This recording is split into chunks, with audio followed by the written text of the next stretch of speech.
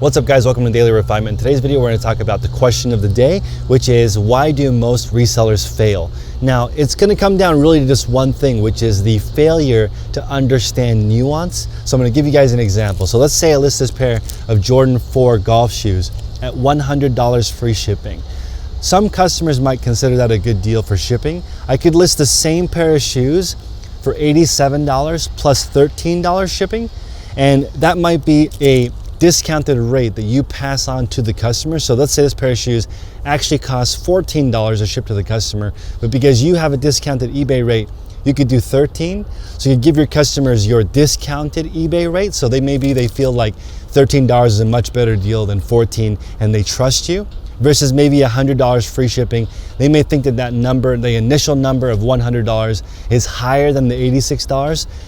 Otherwise, you could do another strategy, which is $1 for the item and $99 for shipping. So most customers would consider $99 too expensive for shipping, but in the end, it's all the same. It's all $100. So I think that consumers overall care about total price the most, and also some customers might feel like they're being ripped off at a certain amount. So for me on shipping, I actually charge $8.99, which is considered a deal in my opinion. It's cheaper than it would actually cost to ship the item to the customer. For clothing though, I also charge $8.99, which is above normally what the first class rate would cost for the customer to get to the item. So do you consider that a scam? Because there's some online forums right now saying that that's a scam way of doing business when you charge more than what it actually costs for shipping. But if you charge the actual cost of shipping, so let's say this costs $14, eBay charges a final value fee on the shipping. So you lose money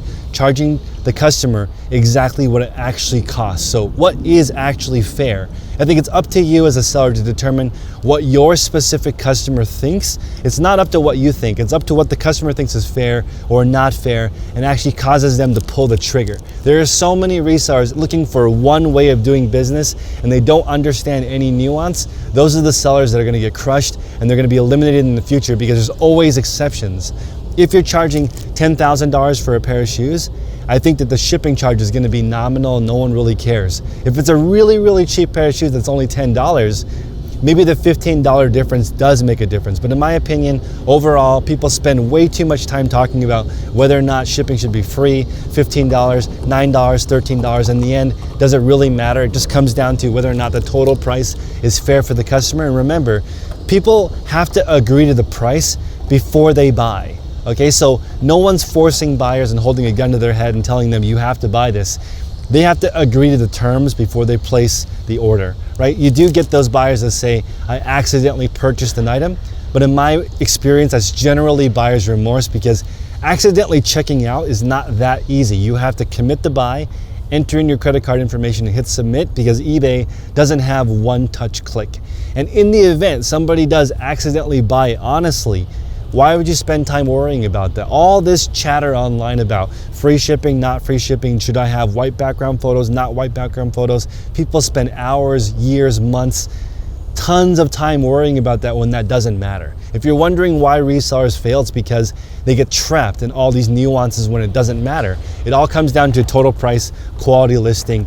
I took 10 sets of photos in 11 minutes. It's only going to take me 20 minutes to list them.